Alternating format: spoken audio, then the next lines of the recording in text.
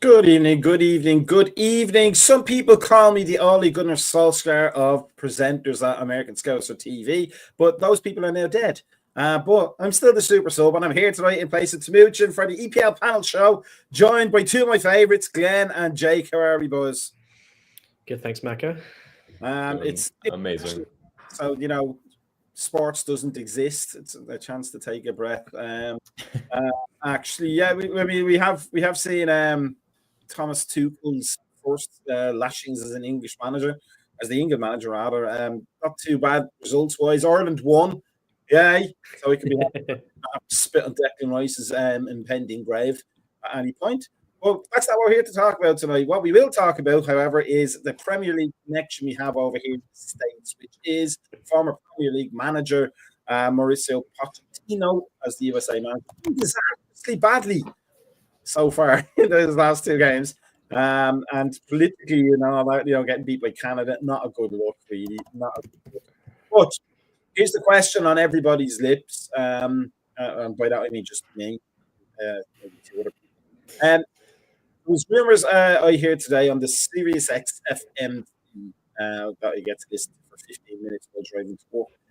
That Spurs would be quite happy to have Mauricio Pochettino back, and that maybe Pochettino is already having second thoughts about the USA team because the same discipline problems and the same attitude seems to be exhibited under him as it was under Berhalter. And we all know what politics went into that. So we'll start with Jake because you have the most intimate knowledge, and I don't mean that in a funny way, of Mauricio Pochettino. The first question is, this is the controversial one. He was hailed as a miracle worker at Spurs when he was at Spurs. I never bought into it. And the reason I didn't, because as good as he was, he had an excellent Spurs team. He didn't win a trophy with him. And it was a really good Spurs team. And it's sad to see it breaking up.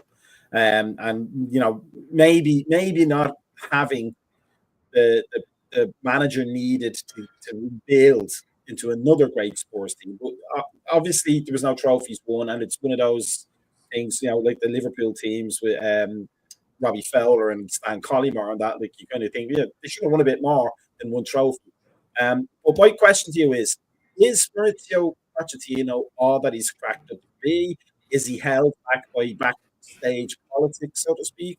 Or is he really one of those managers? He needs everything to be right at the right moment for it to succeed for him.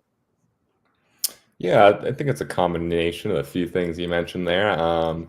I think he's definitely good at using what he's got and kind of molding it into a successful squad. And I think that, if it's anything like his time at Spurs, there was a rough start to his tenure at Spurs that first season, first half of that season for sure. We lost some games that were pretty embarrassing and shouldn't be losing. And obviously what it turned into was something that Spurs fans still sing about and dream about for sure.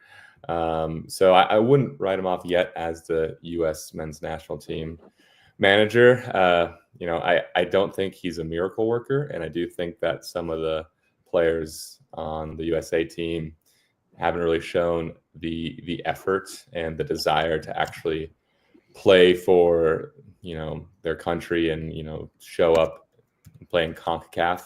So I wouldn't really put it all on him to start out. But no, I think he will do fine overall as a USA coach.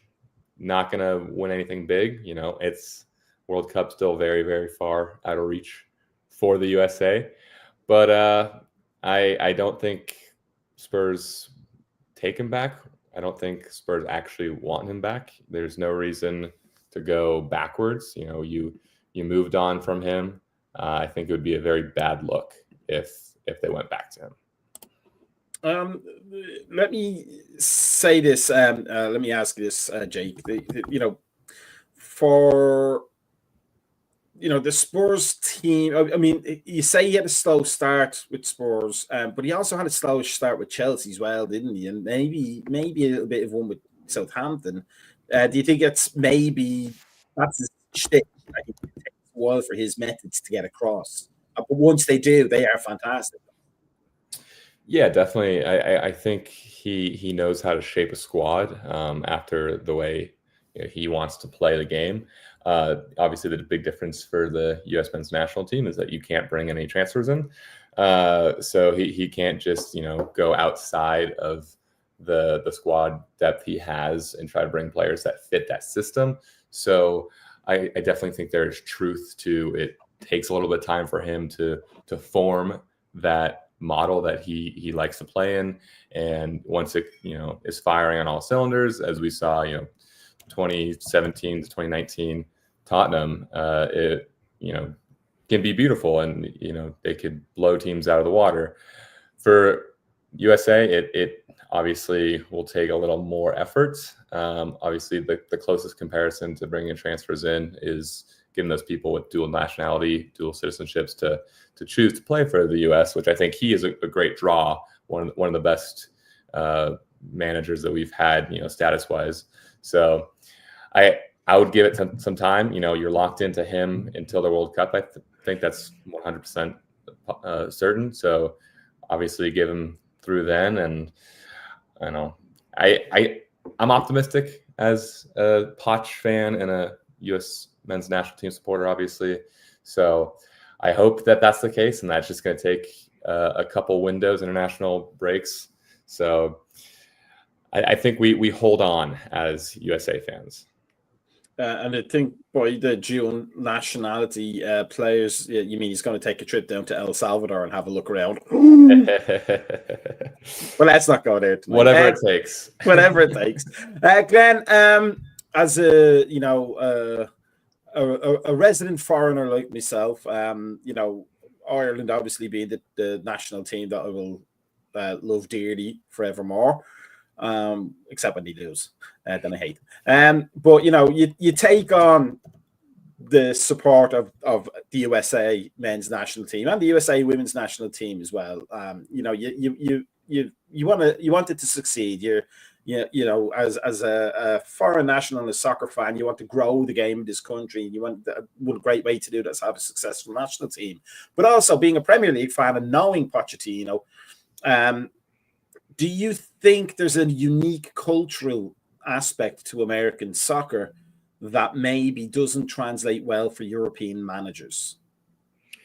Well, that's a good question. I'm just glad, Macca, that I'm not an American Spurs fan, because that would be really miserable right now, wouldn't it, Jake?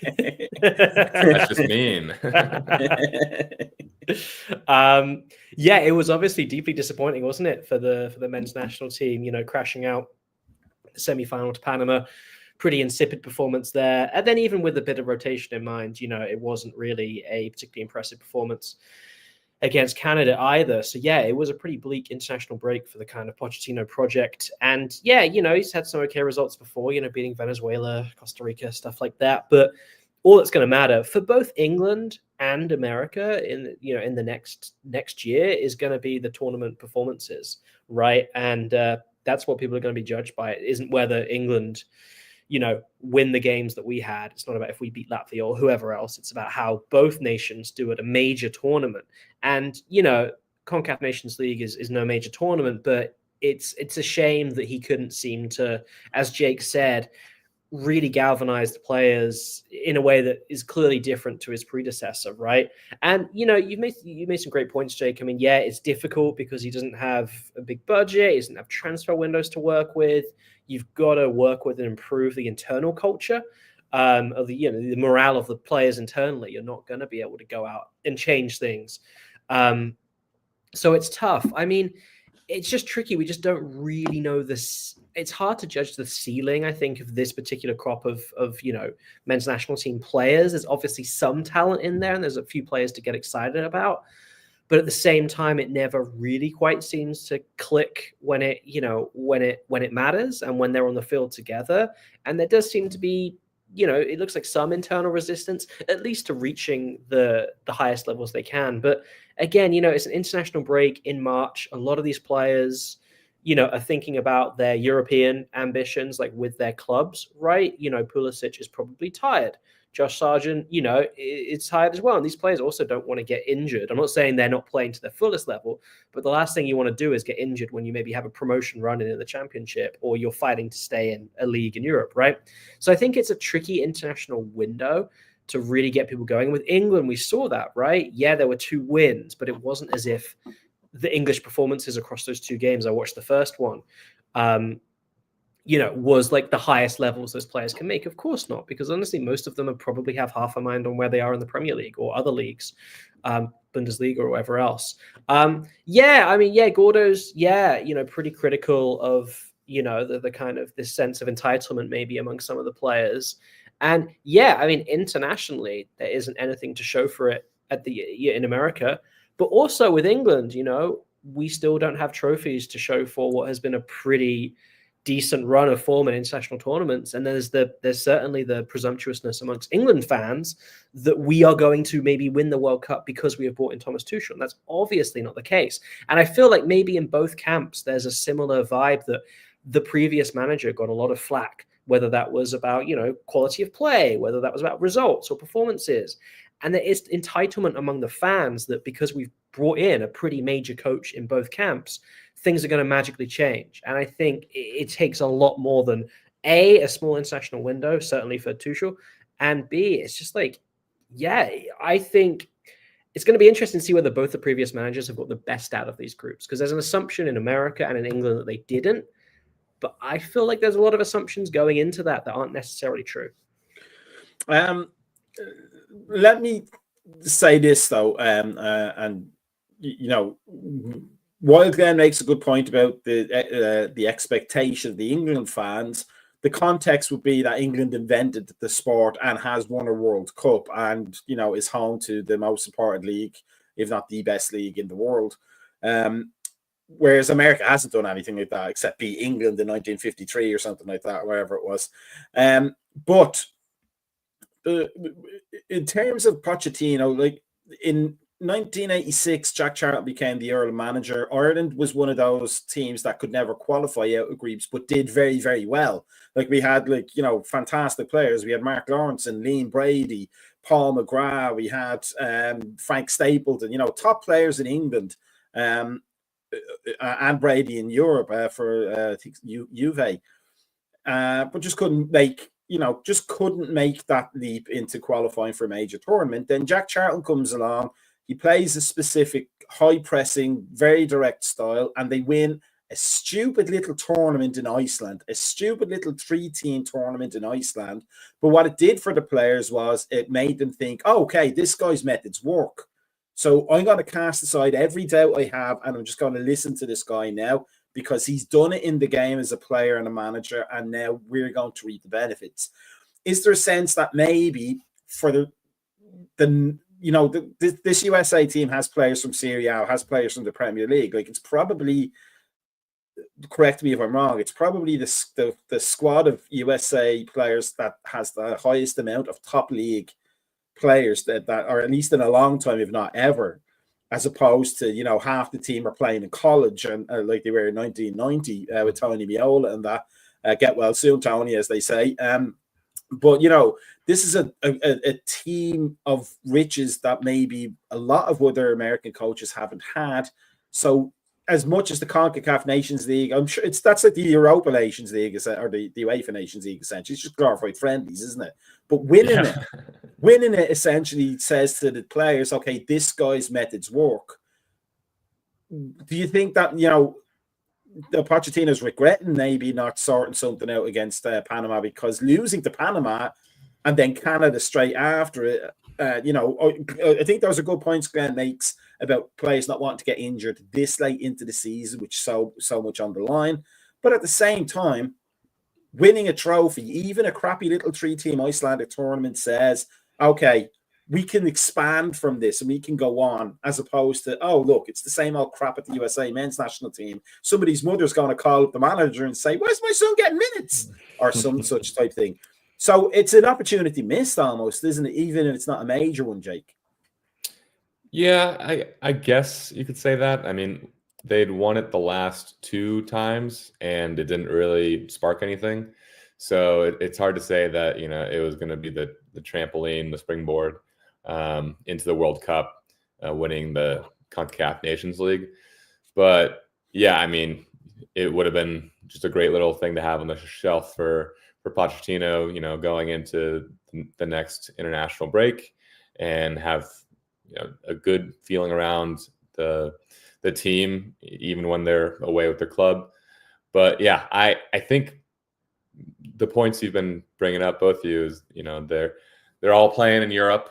They have the highest caliber of teams that they're playing for in a long time, and maybe that's what's wrong with the USA team, is because previously most players were from the MLS, had a little chip on their shoulder going against these other teams, other national teams who are all from the big 5 leagues, and maybe you had one or two like Dempsey and Donovan who were playing in the Premier League, but other than that, it was a bunch of gritty Americans who played solely in the MLS. And now they have the higher status. They have a little bit of an ego. They're playing in these bigger leagues in Europe, and they think that they kind of deserve all this, and they haven't earned it, to the comment earlier.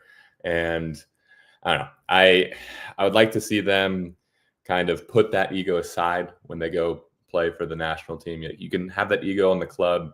You can do whatever you want there, but it's a slightly different mentality when you're playing for your nation. And I mean, under a new manager, you'd hope that they'd be playing their heart out to try to impress. But some of them think that they've earned their starting spots without even playing one game under Pochettino. And that's just, you can't have that mentality.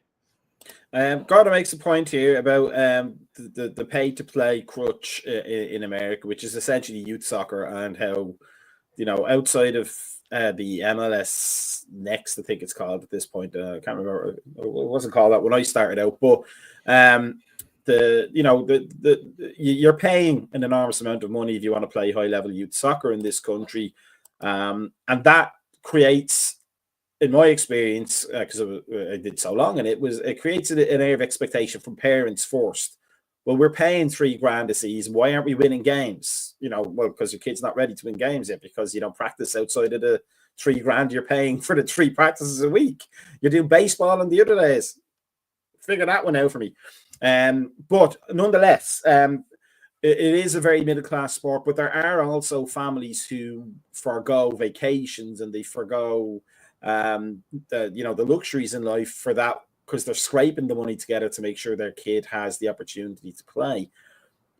But for the most part, it does lend a sense of entitlement, Glenn. Do you think, and especially with American sports, Americans want to win regardless. There's no context to it. It's very zero sum. If you win, you're great. If you didn't win, then you're useless, even if you played well.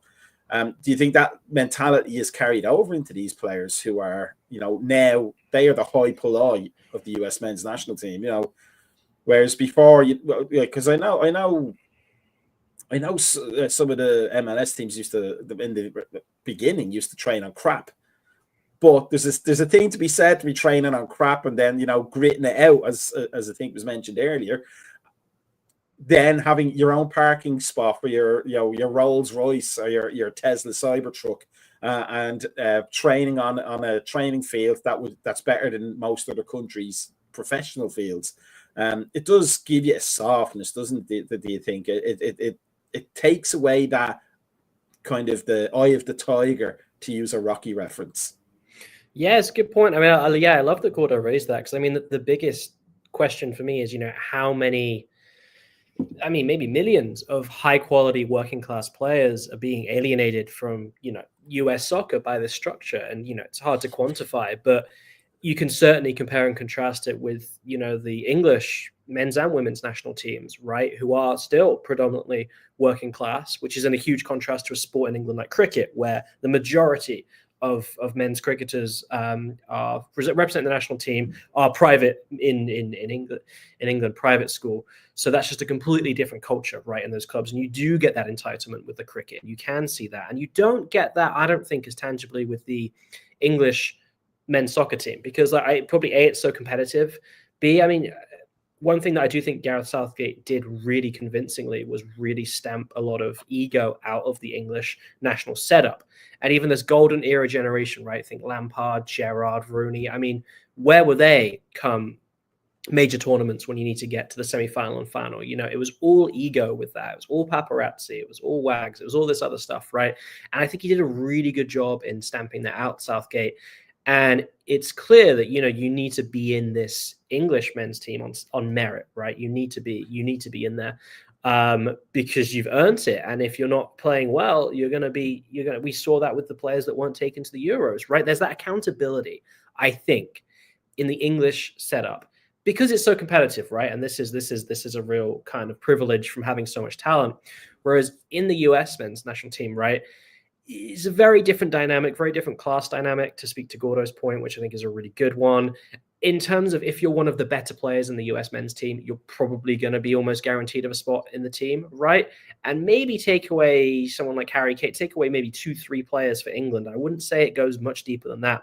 Whereas if you're a Pulisic, if you're XYZ, you, regardless of whether you give 70, 80, 90%, 100%, you're probably still going to be needed to play. So that's something as well. And that comes with having more depth. And I think that twins into this point where you want to have like the deepest bench as possible, right? For international football. As you said, Jake, you can't go sign players. So yeah, it is an issue, Gordo, because you're actually icing out a lot of potential talent who could take this team talent-wise and culturally probably to the next level. And that would help stamp out some of this sense of, oh yeah, you know, our parents paid for this. Yeah, we were good and we trained hard, but you know, it's just totally different. And then you get a different, you can, to your point, Mac, there might be a bit of grit missing maybe from that, right? Where's that kind of underdog fight, right? Where's that kind of, we pushed against all the odds to make it to this team, where actually for the vast majority of the men's team, the odds are in your favor because of these kind of economic, cultural things, right? It's really interesting, but it's interesting to compare it to England as well and just think how different that is. Jake, the kind of to wrap this part of it up in terms of Pochettino, we're going to talk about your team's performance so far this season, but you say you wouldn't have. I agree. I think managers going back to clubs is not always the best idea. You may get a little bit of a longer new manager bump for a bit, but eventually the same old foibles come out, and then you're back where you started. But is this almost the last chance saloon for Pochettino to stamp his mark in the way that Mourinho did, or Benitez, or Klopp did on the game? I wouldn't expect the USA to win the World Cup, but you would expect them to go deep with home advantage in 2026, isn't it? It's maybe 2026. I'll be plan set up for that.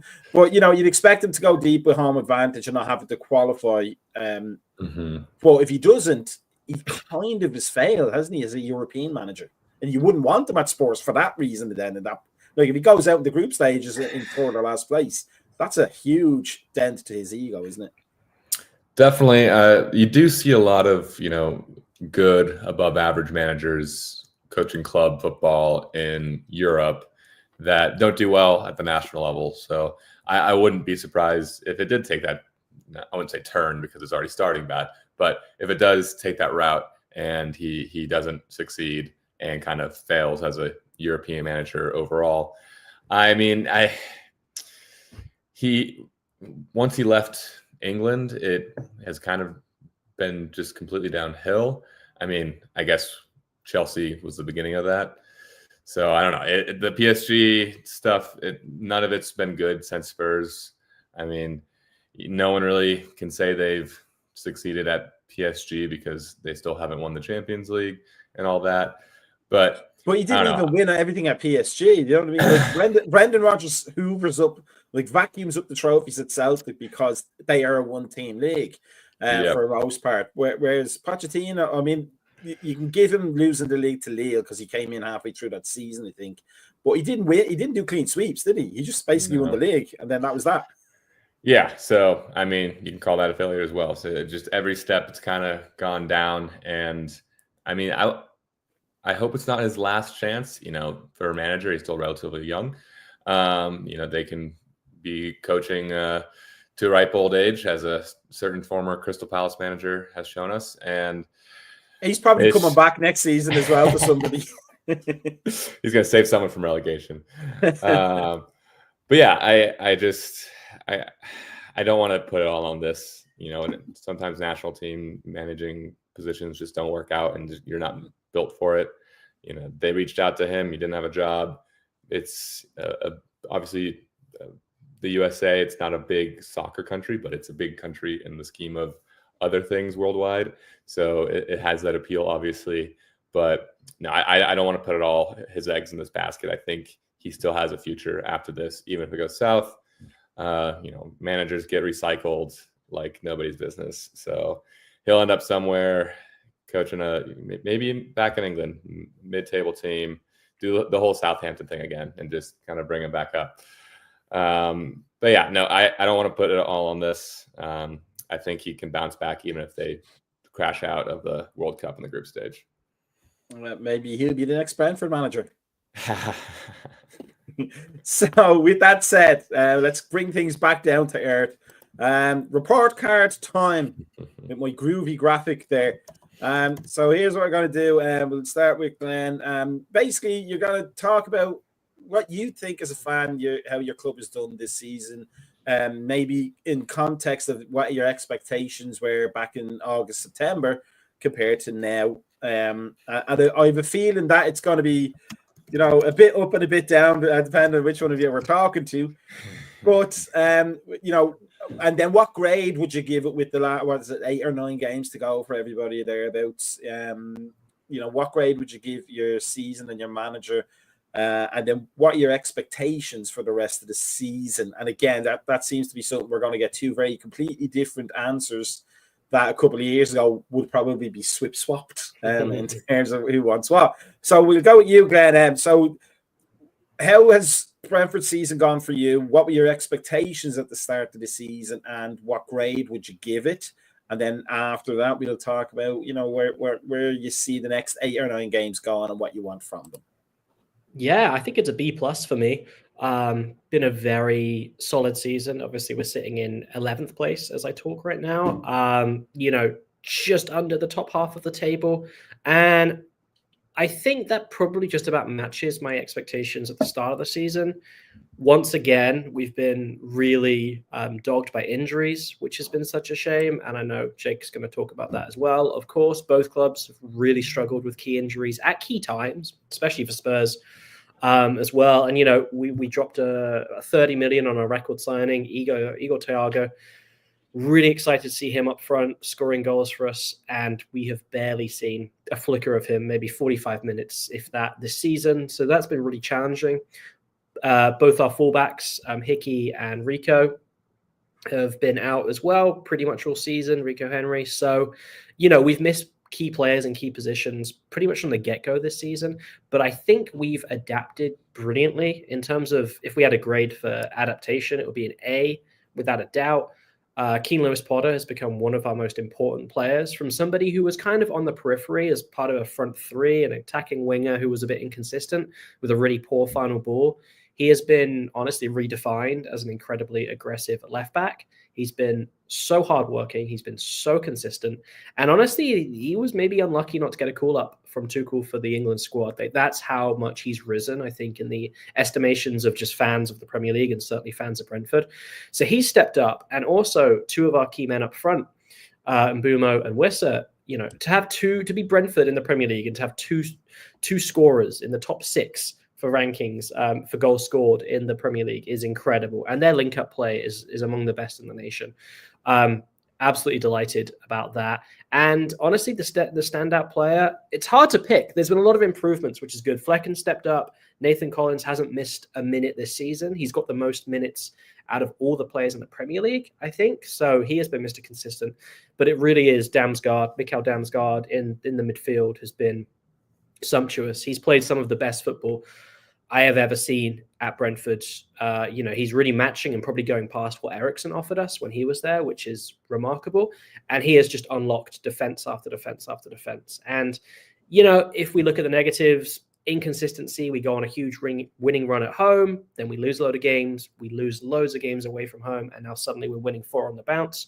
But I think with our squad, with the injuries, to be in the top half and even just like broadly competing for Europe on a big scale is incredible.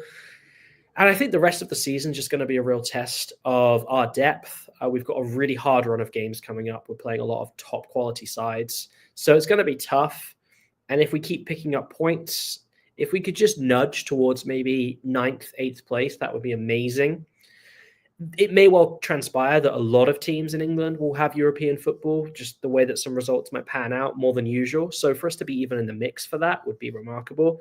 But hey, top half finish, if we could get to 10th or 9th, that would be awesome for me. And I think it's been a really impressive season from a lot of really, really good players. In terms of, my man crush on Thomas Frank, do you think for the rest of the season, then, like the big thing would be for the club to do everything they can to keep him happy and retain him for next season? Yeah, and to answer that, just keep doing what they're doing. He's clearly happy here. That's probably one of the reasons he hasn't moved on. Another reason is he's probably underestimated. I think maybe outside of this podcast, right, Mac? I think we hold him in very high esteem, but he does seem to be maybe the nearly man with some jobs. But at the same time, I think if the right position with the right big club had come up, that would have been great for him. But I don't think it has. I certainly don't see him going into a club like Man United, for example, and like that being a fit for him culturally. I don't see that working at all. Honestly, you think Bundesliga, maybe like a Bayern or something. And I think he had a better resume than Vincent Kompany when he went over there, for sure. And I think he would have done a really good job as well. And yeah, I mean, with Thomas Frank, it's just like, let's just see how long, this incredible journey can go on. If he left in the summer, he deserves it. No hard feelings at all, obviously. If we can keep him for what would be really nice, Macro, is if we can just get one season in the Premier League where we have most of our full 11 fit for like a good period of time. Let's see what our ceiling in the Premier League is, because I think it could be 7th or so, but we haven't really had a chance to show that. And that's really frustrating. Like Thomas Frank spends 30 million, a fortune for our club, on a forward in the summer, and he doesn't really get to use him in a whole season. Like, I just hope he can stay. But also, Macca, I think players like Bryan Mbeumo will move on. It might be to Liverpool, it might be elsewhere, but I don't think he's going to be a Brentford player come next season. So how can we fill those giant gaps and maintain momentum? And I think Thomas Frank staying is key to that. If we were to lose Bryan Mbeumo, maybe one other player, and Thomas Frank, then you're looking at a real rebuilding season. But if we can keep enough continuity in the hierarchy and just maybe replace as best we can one quality player, I'd love one more season with Thomas Frank. I really, really would, because he's earned his stripes. He deserves a huge opportunity, which he will get. But let's have one more season and see what we can do. And then Roy Hodgson takes over. So, Jake, same question to you. And this will be, I'm sure, poking at the wound of this season for you. So much promise with the appointment of Big Ange, and he's such a big character. You want more from him, but we all know the horrific injury crisis that Spurs has had all season. But tell me how the season met your expectations, what grade you would give it, what you want to see, because there's also been some very poor performances amongst the injuries when they've had players come back. What do you want to see from Spurs for the rest of the season? Yeah, I won't rehash everything that's happened this season, because if anyone that follows the sport, just even a little closely, knows that it's been an utter shit show. We only have 4 hours as well. Yeah. All right, then I'll give you the spark notes. So pretty much injuries, not coping with injuries, not adapting like Brentford has. Pretty much just saying we can do this with the next man up. Could not do it with next man up. Kept trying, was not working. I think we pretty much achieved where we should have in the Carabao Cup. I think semifinals is probably where we should have been. Underachieved in the FA Cup, going out to drawing Villa in like the 5th round was tough, but that's still an underachievement. I think we're looking pretty good in Europe. That's the one thing that Spurs fans can hold on to. So I think we have a good chance to make the final. I think we probably lose that final just because of Tottenham. But I am semi-optimistic about Europe. I think we've pretty much given up on the league because we're very much in no man's land. I think the worst case scenario is that we lose in Europe and then win enough in the league to get Conference League next season, which no one wants. So that would be pretty much worst case scenario. I'd rather finish 15th. So obviously looking at it, taking a step back, giving it a grade, injuries included, with the hype of Postecoglou, first 10 games last season, coming into this one thinking, second season, we're going to figure it out. We're going to stay healthy. They're used to the conditioning, all the sprinting that his system requires. It's going to work itself out. I would say a solid D overall. And the only reason it's not an F is because we're still in Europe. And yeah, I think his job hinges on what we do in the Europa League.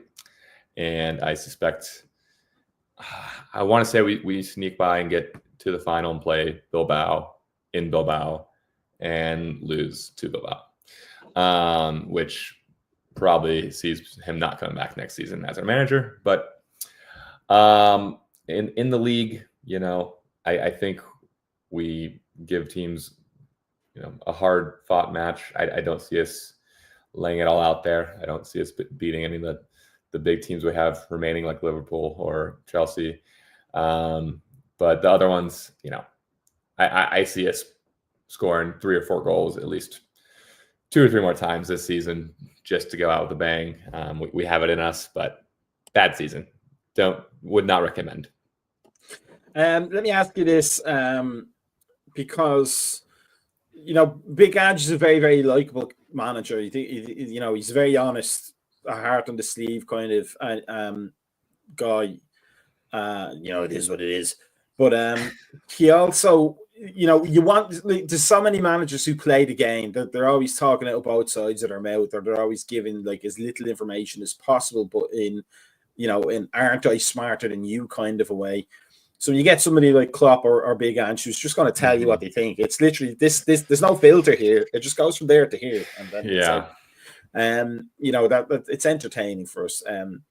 But do you think he maybe is a bit too honest sometimes? Even with the players, post game, he's you can tell he wants to defend the players, but he's also trying to tell. He's not trying to pull the wool over anybody's eyes, but maybe sometimes he just had to be a bit cleverer.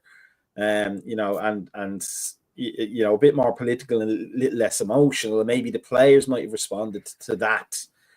Because what was I reading there the other day? I can't remember. It was a kind of like the reaction to somebody throwing their players under the bus. I want to say it was United, and Amorim, just throwing the players under the bus, and you can see the players just not playing for him after that. Maybe sometimes it pays to be a bit smarter with what you say, and then buy yourself some time until you get those players back from injury. Yeah, there's a fine line between like media trained responses and speaking your mind. I think it's more important, at least for the players, is what you say and what's done behind the scenes.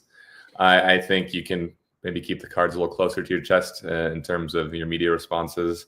And as long as you're not openly throwing people under the bus and, you're not openly saying that you're just going to keep playing the same way every single game. So that's all anyone has to prepare for, maybe being, like you said, a little smarter with how he goes about it. Could, help in the long term, but at this point, I don't know how much of a long term there is based on how it's been going the past now 2 seasons. So I don't know. I like his responses. I'd rather have that than not getting anything out of a manager or someone being very sour towards specific players. I like that he kind of mostly takes responsibility, even if it kind of seems sometimes begrudgingly. Let me ask you this, both of you, because you're going to be coming from this from different perspectives. go with Glenn and then we'll go with Jake. And we'll keep it quick because we'll wrap it up soon. But if Thomas Frank does go, if he's tempted away at the end of the season, Glenn, would you want another Thomas Frank, or would you want to see what way the team could progress under a different manager? Like, are you happy with the kind of philosophy that seems to be the Brentford philosophy, and you wouldn't want to change it, or do you think, maybe like not that Brentford or Stoke, but maybe like the Stoke fans did when Tony Pulis was keeping them up in the league on a budget of half a Mars bar and whatever change was in his back pocket. We want more expansive football. And then he goes, they play more expansive football, and then they get relegated. There is a thing to be said for keeping a culture, isn't it? Even if it's like, very not easy on the eye sometimes for the neutral. I think they play great. Yeah, I mean, if we could maintain this culture and style and approach probably forever in the Premier League, I think nearly every Brentford fan would accept that. That's the tricky thing, right, Macca? It's not going to be possible to find another Thomas Frank who has this like intimate knowledge of the club, who's got us up from the Championship, who has this passion, who has this really care for everyone. Like, they don't magically appear. And he knew the club even before he was manager, right? So it's going to be really hard. And it's just one of those things. It's just, honestly, it's like crossing that bridge when we come to it with looking beyond him. Because as I said, we just really hope we get another season. If we don't, I mean, I'm really interested. I trust the process, right? I trust Matthew Benham, the owner, and the team around him, Phil Giles, director of football, to find somebody who will do a really good job. But yeah, it would look different. If there could be a continuity candidate to like directly answer what you said, I think that would be great. And I think that would be appreciated by everyone. But obviously, if that's not possible, nobody is saying, let's be more expansive or we want more from the budget. Honestly, we're saying we play such expansive football. We get the best out of this budget. How can we maintain that, right? It's just like, it won't last forever, but we're doing really well as it is, and the parts are working, right? People are, the COP culture is exceptional, and you even see that, when there was the EPL Fan Fest here, where I met Gordo at, in Chicago, right? Peacock's running this event. Brentford's one of the clubs who sends like 3 ex-players. We send the most ex-players from any team of the 20 in the Premier League, right? It goes beyond Thomas Frank. Like, it is a cultural thing at Brentford Football Club, and as long as we can sustain that, that's going to be awesome. Jake, would you want the same? Because Spurs are famous for attacking football, right back to Bill Nicholson with the push and run, or even before Bill Nicholson, actually, with the push and run, which was probably the beginning of mobility in British football way back when, of the actual moving out of your position thing, because they were so rigid. But it's always been associated with flair, with attacking football, and with skill and technique. But I know you had Mourinho, but Mourinho is just a funny little individual at this point. Like, he seems to have zero powers of management or tactics at this point. But would you like to see another attacking manager, or do you think it's maybe time for Spurs to accept that you have to be a little less flary to win things in the modern game? Yeah, I think there's a happy medium for sure. I don't want a Conte or Mourinho type manager again. I think that experiment failed. But somewhere, in between them and then I believe in the 50s and 60s, we experimented with a front four. So maybe somewhere in between that defensiveness and then the attacking nature back then, and then now what Postecoglou is also on that end of the spectrum. But yeah, I mean, if you look at the depth that Spurs have, the players, the quality, that they can stay healthy, a manager should be able to get a tune out of them. And I think that there's someone out there that's not Postecoglou that can play attacking football, but in a more strategic and controlled way that isn't going to see us just absolutely lose our shit like halfway through a season and just crumble. But yeah, I don't want an exact Postecoglou replica. If he leaves at the end of the season, I would want someone with a little more level-headedness in terms of attack versus defense, but not those ultra defensive managers that we tried out and had the carousel for and did not work out. So Thomas Frank, you mean? We'll see what happens. So with that said, it's time for us all to go beddy, boys. A big thank you to Glenn and Jake for joining in tonight, especially because you have to put up with me, which even my wife doesn't want to do, and I'm paying her. Demucha should be back next week. Thursday show will be back on for the Thursday podcast, and then I believe there's morning coffee tomorrow morning. But if you want to know where all these things are happening, you got to do this. You got to like and subscribe on YouTube. Click the bell and the thumbs up thing. Follow us on Facebook, Instagram, Twitter, all the other social medias, and some that haven't even been invented yet, because it's the right thing to do, and you bloody well know it. Glenn, have a good evening. Jake, have a good evening, and the best of luck to both of you boys for the rest of the season. And I do hope it comes good for Spurs, because there's a lot of Spurs supporters in my family, and I hope Brentford do well, because Thomas Frank is just a sexy human being. But for everybody else, peace out. Be careful going home if you're going home from anywhere, and we will see you at the next one, and have a good one.